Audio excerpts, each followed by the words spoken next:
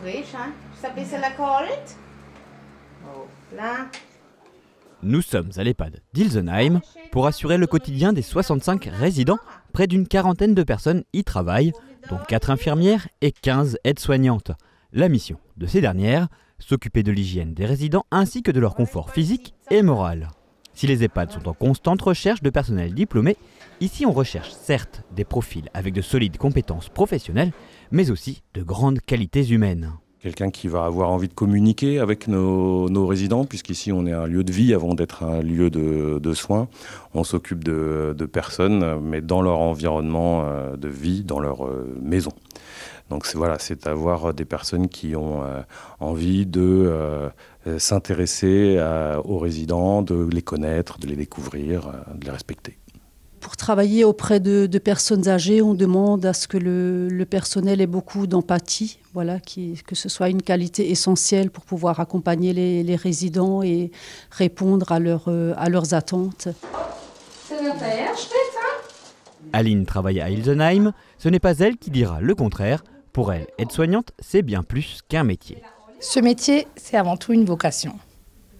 Voilà, on ne fait pas ce métier parce qu'on doit travailler ou voilà, pour faire quelque chose. Je pense que c'est avant tout un métier où on travaille avec le cœur. C'est un métier dont on a envie. Hein. Les métiers du soin sont en plein boom avec le vieillissement de la population. Pourtant, la plupart des EHPAD ont des problèmes de recrutement. Il faut dire que le travail des aides-soignantes n'est pas toujours évident. Ici, il faut être présent auprès des résidents 7 jours sur 7 et 24 heures sur 24. Pour les équipes, cela veut dire travailler régulièrement les week-ends et le soir, mais aussi être confronté au quotidien à la fin de vie. C'est un métier éprouvant, aussi bien physiquement que psychologiquement, mais par ailleurs, il apporte beaucoup de choses. Je pense que le personnel arrive à s'épanouir, à se retrouver et voilà, les personnes âgées nous apportent énormément. Parfois, les charges de travail sont quand même plus lourdes.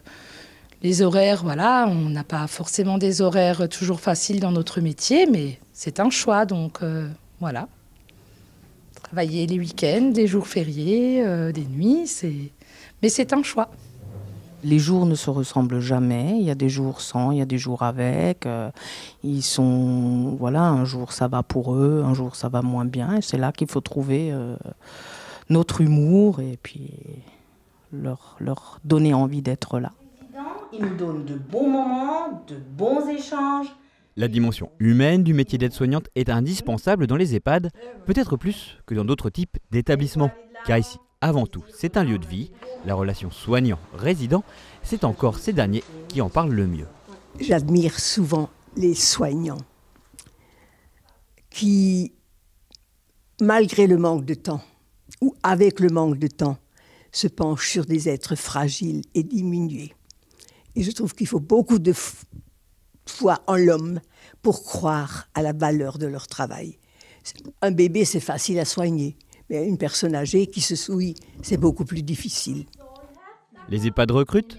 La formation d'aide-soignante se fait sur une année dans le cadre d'un diplôme d'État. Une fois engagé dans la carrière, l'évolution reste possible.